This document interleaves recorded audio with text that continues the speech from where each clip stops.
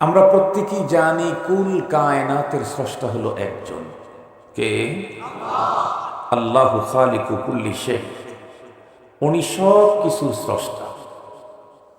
মজার কথা হলো, স্রষ্টা একজন হলে কি হবে, তার সৃষ্টি কতগুলি এর কোনো পরিসংখ্যানও পৃথিবীর কোনো মানুষের কাছে নেই। হাত্তাকে কোনো নবী রসুলদের বক্তৃতা বয়ানেও আল্লাহর সৃষ্টির নিট পরিসংখ্যানও জানা যায় না। বরং কোরআনে পাকের দিকে তাকাইলে আল্লাহ পাকের উল্টা একটা চ্যালেঞ্জ জানতে পারি। আল্লাহ পাক বলেন, ওয়া ইন তাউদ্দু নি'মাতাল্লাহ লা তুহসুহা। তোমরা যদি আমার প্রোডাক্ট, আমার সৃষ্টি, আমার আবিষ্কার, আমার নেয়ামত, এগুলি যদি গুনতে চাও, রব্বে কারিম চ্যালেঞ্জ দিলেন, লা তুহসুহা, জিন্দিগিতে গুণে শেষ করতে পারবা না। এই যে অসংখ্য অগণিত মিলিয়ন বিলিয়ন ট্রিলিয়ন ট্রিলিয়ন আল্লাহর সৃষ্টি, মজার কথা হলো তাম সৃষ্টিগুলি সৃষ্টির লক্ষ্যের দিক থেকে দুই প্রকার। এক প্রকারের সৃষ্টি মানব আর দানব, আর এক প্রকারের সৃষ্টি এই দুইটা বাদ দিয়ে আর কুল মখলুকাত। মানব আর দানবকে আল্লাহ পাক একটা টার্গেটে তৈরি করেছেন। আল্লাহর কোরআন আল্লাহ বলেন, ওয়ামা খালাকতুল জিন্না ওয়াল ইনসা ইল্লা লিয়াবুদুন। জিন ইনসানকে আমার ইবাদতের জন্য তৈরি করেছি। জিন ইনসান ছাড়া আর যত সৃষ্টিকুল আছে সবগুলিকে আল্লাহ পাক তৈরি করেছেন আমাদের কল্যাণের জন্য। এ ঘোষণা আল্লাহ নিজেই তার কালামে পাকে দিয়েছেন। আল্লাহ বলেন, হুয়াল্লাযী খালাকা লাকুম মা ফিল আরদি জামিআ। তিনি ওই সত্তা যিনি তোমাদের কল্যাণে জমিনের সব কিছু তৈরি করেছেন, সব আমাদের কল্যাণ।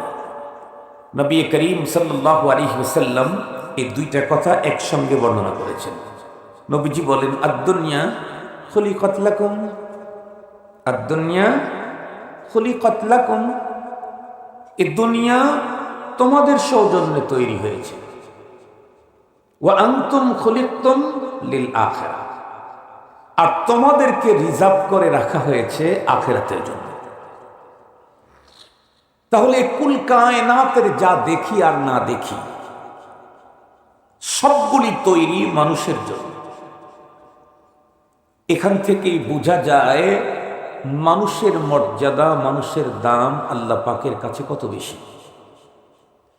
যত সৃষ্টি আছে সকল সৃষ্টির ভিতরে আল্লাহ পাক শ্রেষ্ঠত্বের ঘোষণাই তো দিয়েছেন মানুষের ব্যাপারে। আল্লাহ পাক বলেন, ওয়ালাকাদ কাররামনা বানি আদম, আমি আদম সন্তানকে মুকাররম করেছি। শুধু শ্রেষ্ঠত্ব দিয়েছেন না, বরং অতি সুন্দর চেহারাও দিয়েছেন। লাকাদ খালাকনাল ইনসানা ফি আহসানি তাকবীব। এ মানুষের দাম আল্লাহ পাকের কাছে কি পরিমাণ, এটা বুঝবার জন্য কয়েকটা হাদিস আর একটা মেসাল শুনলেই যথেষ্ট হবে। এরপরেই আমি আয়াতের দিকে যাব। আপনারা জানেন আমাদের দেশে সরকারি মেহমানাগার আছে, বিলখুসুস প্রতিটা ডিস্ট্রিক্ট শহরে একটা করে আছে সরকারি মেহমানাগার, সার্কিট হাউস। সার্কিট হাউসটা হলো সরকারি মেহমানাগার। এখানে মেহমান হয় কারা? সরকারের কাছে যারা মেহমান বিবেচিত তারা এখানে থাকে। খুব ভালো করে বুঝবেন, এই সার্কিট হাউসের পরিচালক একজন থাকে। যে কোনো মেহমান আসলেই সবার জন্য ইন্তেজাম একরকমের হয় না।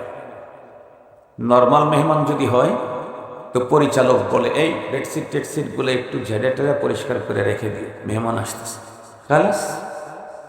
আরও যদি একটু দামি মেহমান আসে তখন বলে, এই 2 দিন আগে বলে সমস্ত বেডশিট টেডশিট যা আছে, সোফার কভার টাবার সব পরিষ্কার করবা, ইস্ত্রি করে সুন্দর করে বিছায়া রাখবা।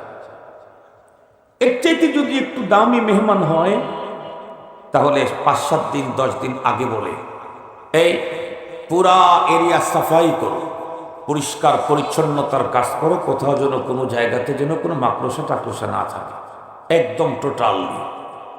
এর চাইতে দামি মেহমান যদি আসে 15 দিন আগের থেকেই বলে একটু চুনকালি লাগাও, চুনকালি নতুন করে কালার করো, রঙগুলো একটু কমপক্ষে কালার করো।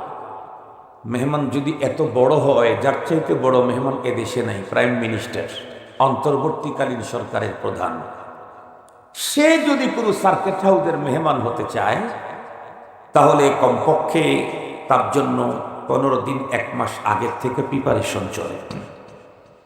শুধুই রুমগুলি কালার করলে হবে না, সার্কিট হাউসের এরিয়ার যে গাছগুলি আছে সেগুলিও কালার করতে হবে। এমনকি যে রাস্তা দিয়ে উনি ঢুকবেন সার্কিট হাউসে, সে রাস্তাগুলোকে নিট এন্ড ক্লিন করে রাখতে হবে। কি বোঝা গেল? মেহমানের ইন্তেজামের পদ্ধতি দেখেই বোঝা যায় মেহমান কত বড়। যদি 2 মাস আগের থেকেই চলে প্রিপারেশন, তাহলে মেহমান সবচেয়ে বড়। এদেশের প্রধান যিনি, তার আপ্যায়নের জন্য 1 মাস আগের থেকে প্রস্তুতি নেয়। রব্বুল আলামিন আমাদেরকে তৈরি করেছেন অনেক পরে, কিন্তু আমাদেরকে এই পৃথিবীতে আমাদের সৌজন্যে পৃথিবীটাকে রেডি করে রেখেছেন আমার আব্বাজান তৈরির 1000 বছর আগে। আদম আলাইহিস সালামকে তৈরি 1000 বছর আগে আমাদের জন্য, আওলাদে আদম, তাদের জন্য জমিন বিছিয়েছেন, আসমানে ডেকোরেশন করেছেন। আল্লাহ পাক বলেন, ওয়ালাকাদ যায়্যানাস সামাআদ দুনিয়া বিজিনাতিল কাওয়াকিব। আল্লাহ বলেন, আমি আসমানকে নক্ষত্র রাজি দিয়ে ডেকোরেশন করেছি। কাদের জন্য? কথা বলেন না কেন? কাদের জন্য? আমাদের জন্য। এটা কারো মোল্লার কথা না, এটা আল্লাহর কথা। হুয়াল্লাযী খালাকা লাকুম মা ফিল আরদি জামিআ। মোল্লার কথা না তো, এটা তো আল্লাহর কথা। তাহলে কুল কায়নাতকে সাজিয়েছেন, আসমান, জমিন, গ্রহ, নক্ষত্র, গ্যালাক্সি, তারকা, ধূমকেতু, সৌরজগতের অবস্থিত সকল কিছু, হাত্তাকে তাহতা সারা, মাটি অভ্যন্তরের যা আছে সবগুলি আমাদের কল্যাণে।